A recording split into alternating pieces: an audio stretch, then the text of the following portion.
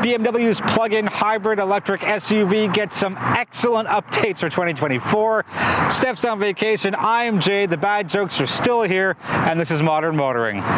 Welcome to Modern Motoring. We are with the 2024 BMW X5, specifically the xDrive 50e, and that is their plug-in hybrid. There's a 40 below it, there's a 60 above it, but I feel this is the sweet spot of the lineup.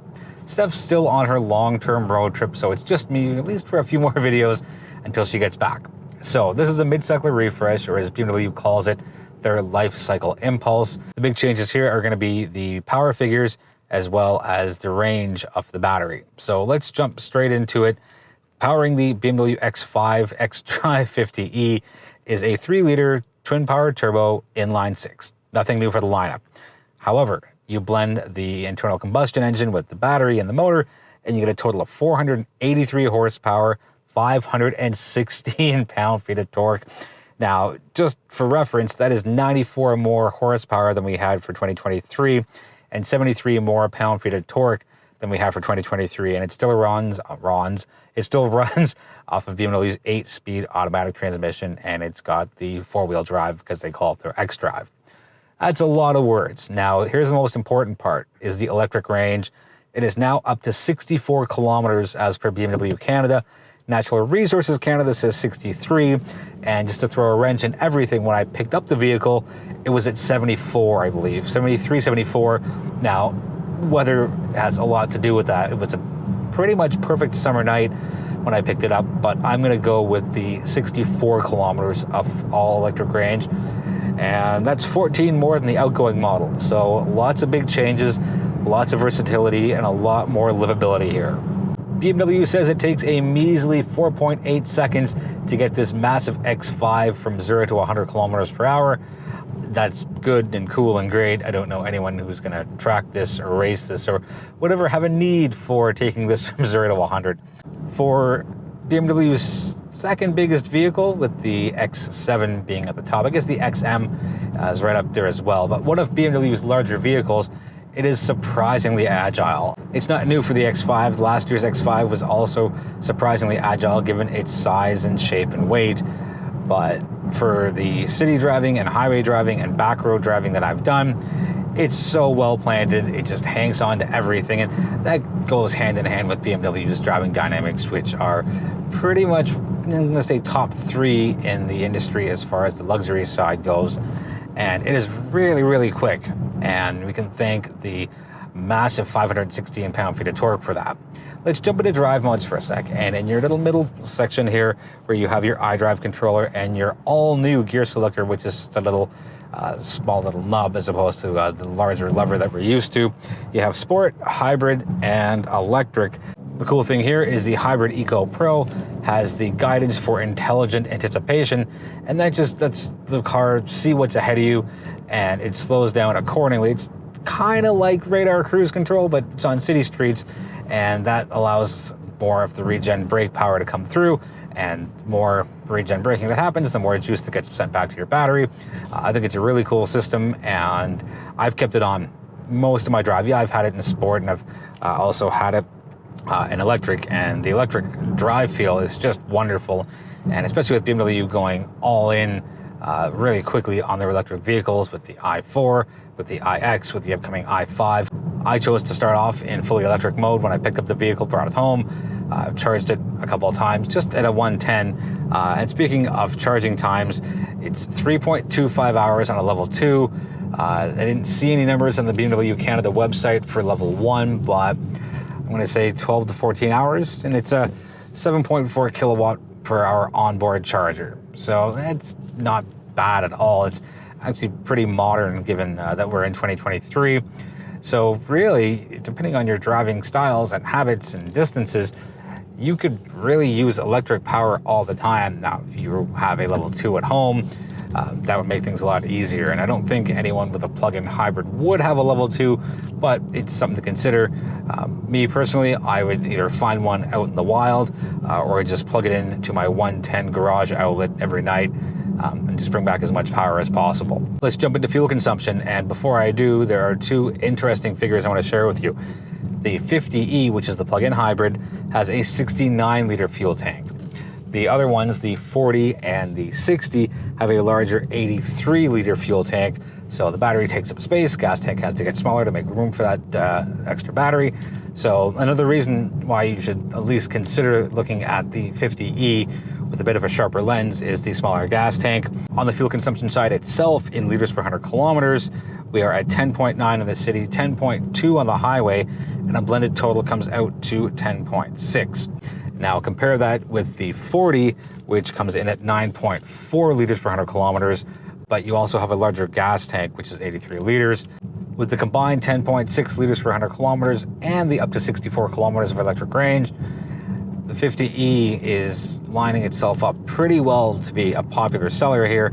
And again, they get the smaller gas tank, and yeah, you lose a little bit of cargo space here. So what we have in the 50e, again, because the batteries, they're a smaller gas tank, a little less cargo, 500 liters with the seats up, 1,720 with the seats down. Compared that to the 40 and the 60, where you get 650 liters of cargo space, which is 150 more, and 1,870 liters with the seats down. So it's a little bit of give and take, but at such marginal numbers, I really don't think it's going to make that much of a difference.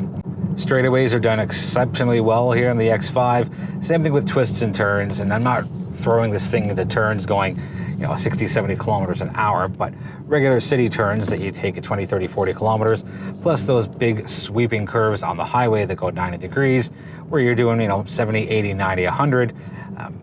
The X5 again feels really planted, and just to kind of bookend what I'd said in the beginning of this driving section, it's a really, really well put together vehicle, and I've always liked the X5, and if I had a need for something in this luxury segment of this size, the X5 would be pretty much my top two.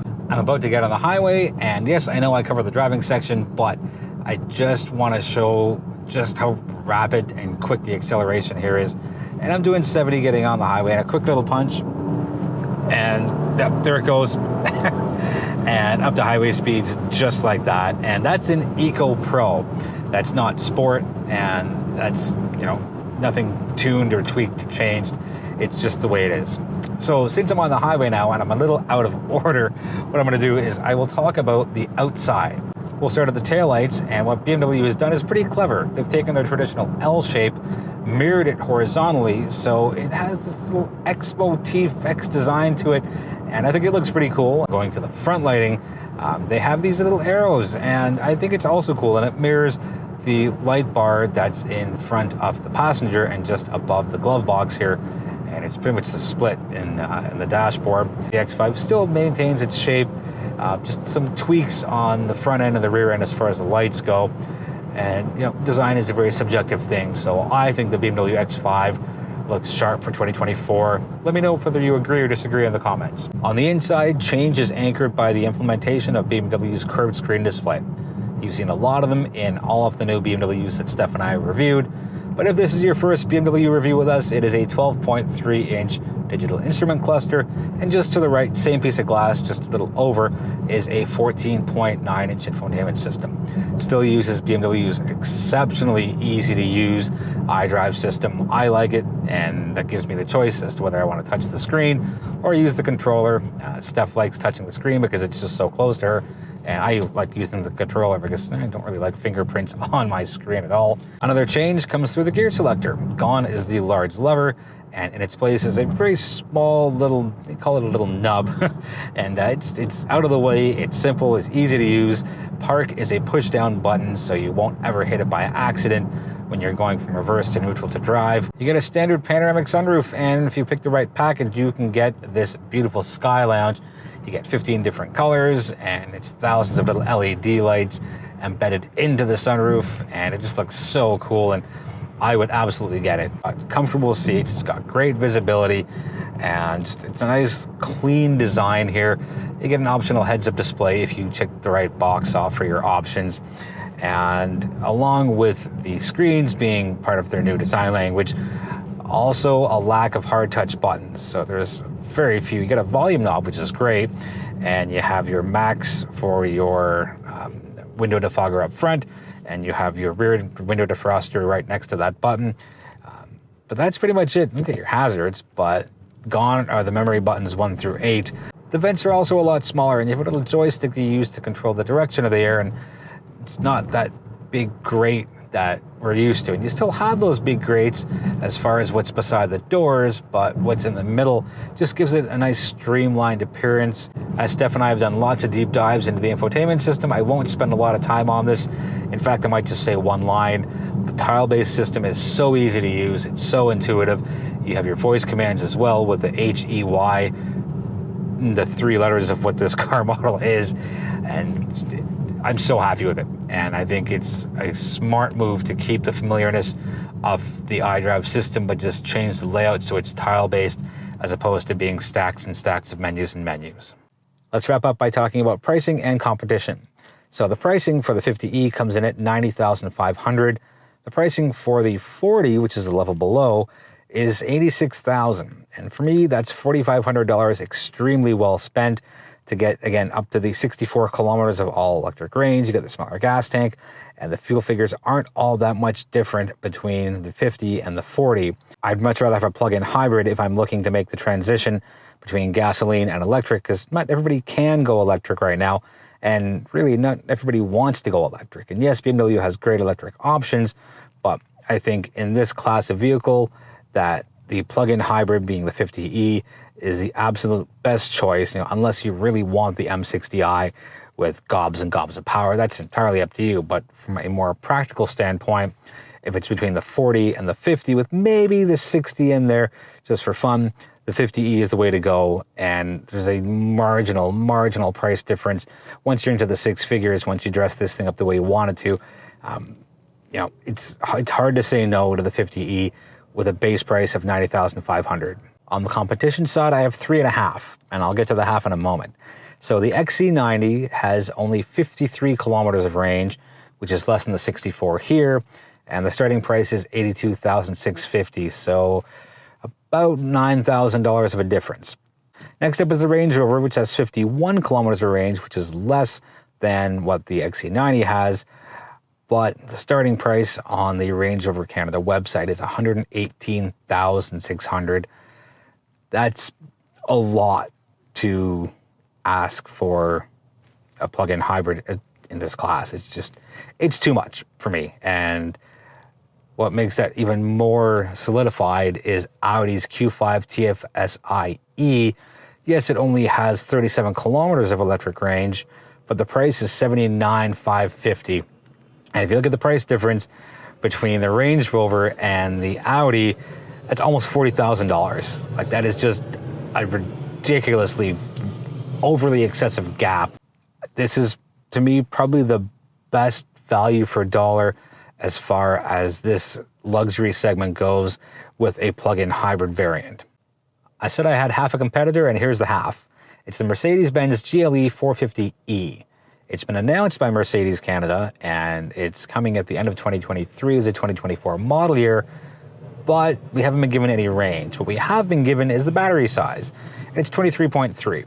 Based off this having a 25.7 kilowatt per hour battery and it giving us 64 kilometers, I'm going to guess the 23.3 in the Benz comes in at, let's say, high 50s. If you have any questions on the 2024 BMW X5 xDrive 50e plug-in hybrid electric vehicle, BMW, that is a lot of words.